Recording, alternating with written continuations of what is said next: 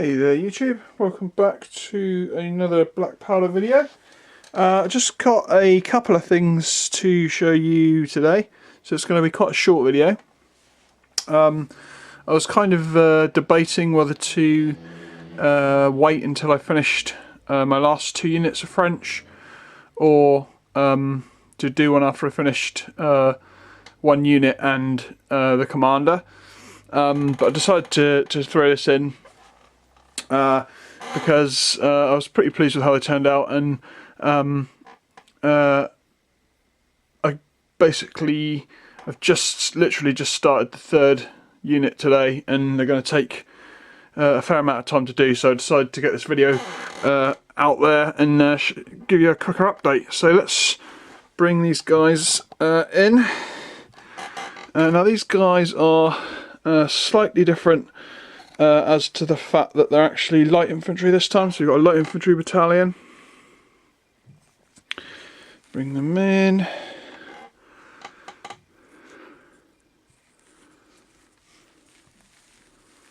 Here we go.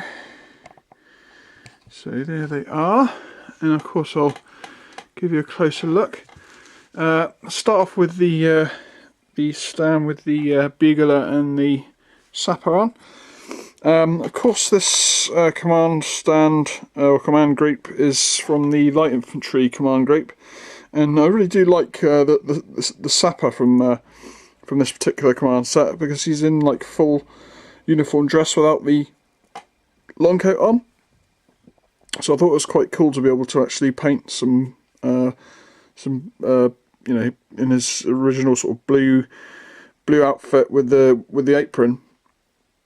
And it appears that he's got like a sort of not a musket as such, but like a kind of almost like a blunderbuss, which I thought was kind of cool. And on the other thing I quite liked was the fact that he's got the engineer's sword, which the other one didn't have. And if I just veer off course for a second and bring in my 1/6 scale French sapper, because he also has the long sword. Let's move the camera back a little bit. So here we go. This is the long sword from my 1/6 scale sapper, and the cool thing about this is that literally it's not just a sword, but it's also got a serrated back edge, so it can be used as a sword, which I thought was quite cool. But it was nice to see that actually appearing on an actual warlord figure. So let's get back to these guys. So as you can see, so there's the sapper, which I thought came out really cool this time, and the second guy in the background there, and he's got a little bit of loose flock. Managed to cut my finger with my scalpel this morning, and it sliced through my finger like a hot knife through butter. And basically I was starting my 3rd and final unit of French, and I figured out, or not figured out, but discovered that I had no more than 4 epauletted figures mixed in with non-epaulette positions. So I had to basically, well, I spent probably a good half an hour trying to get these guys off the bases. They were stuck hard, and of course in the classic style I was basically having to slowly push a scalpel blade underneath the actual figure stands to try and sort of pry them loose. And of course in classic style, one of the figures gives out a little bit quicker than I thought it would, and of course the blade whips through and into my fingertip, only to be stopped by my nail. So that was a great start to today's painting, and of course it cut it short because although it's not particularly painful, it bled like you would never believe.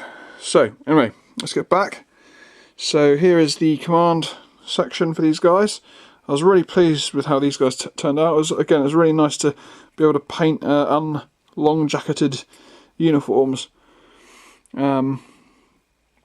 And I really do like the light infantry command group. I think it's the positions of the figures are a lot better than the ones in the bog standard infantry, the line infantry command pack. I really do like this guy with the bicorn. I think he looks really cool. And of course they've got their flag, of course, and these guys are the 15th Light. Give you a closer look.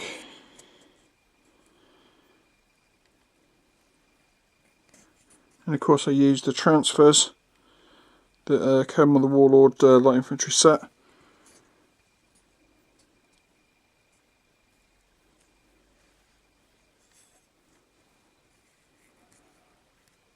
Yeah, I was really happy with how these guys turned out. So that's the command group out of the way. Now we're into the bog standard infantry. So again, I tried to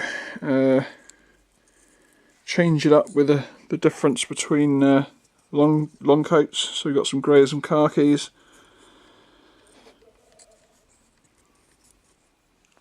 And I also did some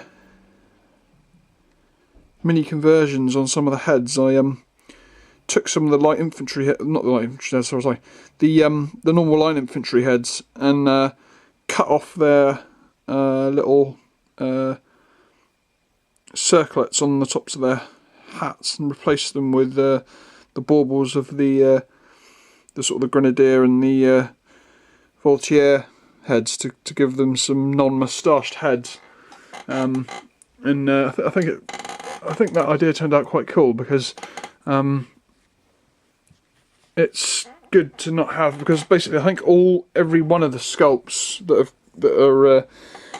have got these sort of the voltier and the grenadier baubles on top all seem to have moustaches.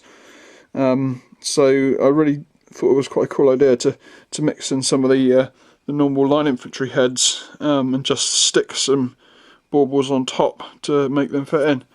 I think it worked quite well.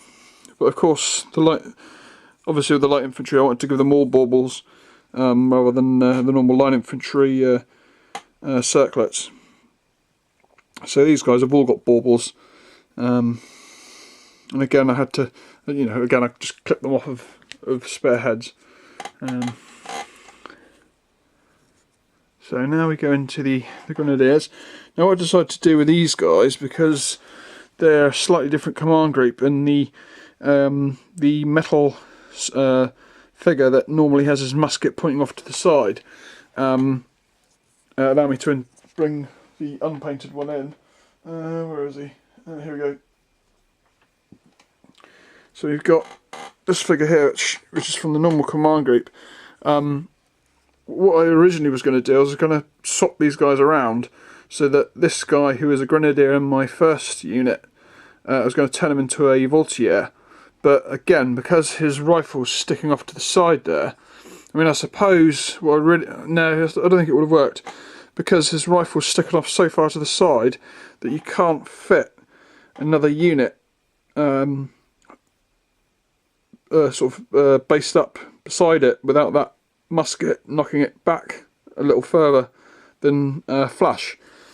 So I basically had no choice but to turn that guy into a grenadier again.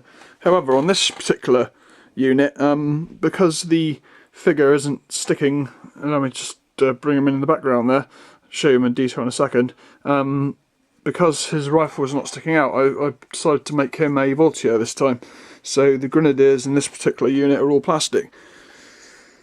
Again, I kind of mixed it up with the long jackets with the greys and the khakis. I want to try and sort of randomise them. I don't always have one of two khakis and two greys, and I'm making sure that I definitely don't do that in my next my third and final unit. I want to sort of properly randomise it up. I might even have a grey guy with a khaki hat cover, just to mix it up a little bit more. But yeah, I mean, luckily again the light infantry stand comes with grenadier transfers for their cartridge cases and these guys. So that is the grenadier section. I think they came out pretty cool. And now finally the Voltiers for these guys. So here we go. Here have that I suppose it's supposed to be the sergeant, perhaps, sergeant figure, or just a spare Voltier or grenadier figure, because he's got obviously the small the little sabrette, and I think he's in quite a cool pose. And of course, the rest of the guys.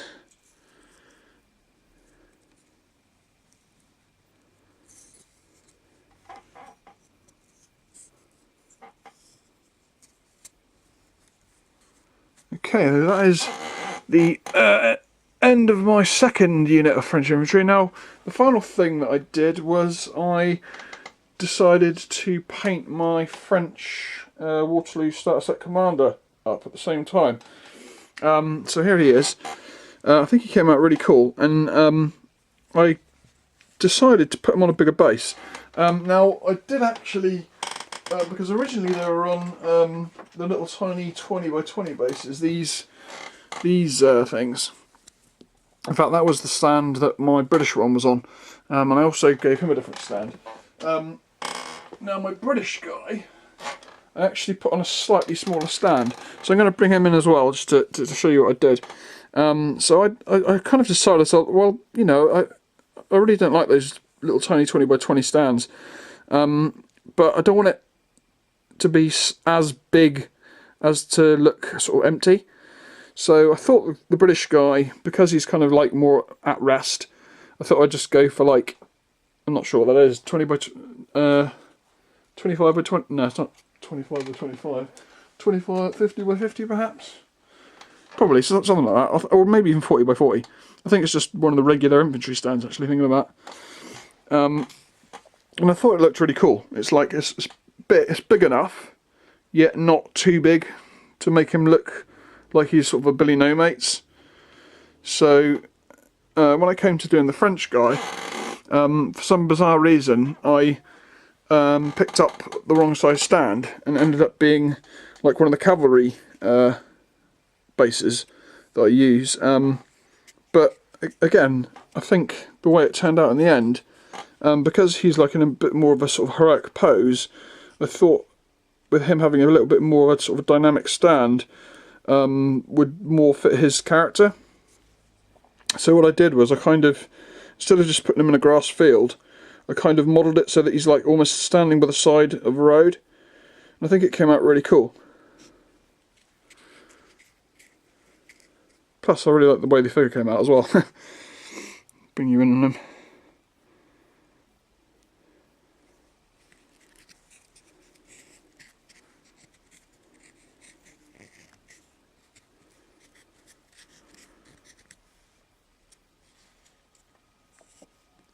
So, that is the end of this little tiny update video. Hope you enjoyed it. I've got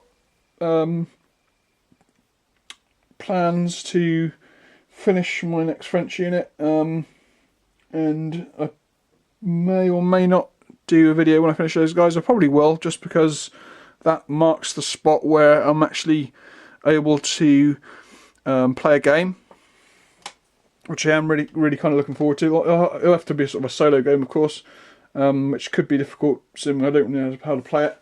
But I do have my original Waterloo starter rules, even though they're like version 1, to kind of help me play through. And who knows, maybe if I kind of get the rules knocked out, I might even try videoing a game. So, until next time, which will probably just be another update video, I'll catch you later. Oh.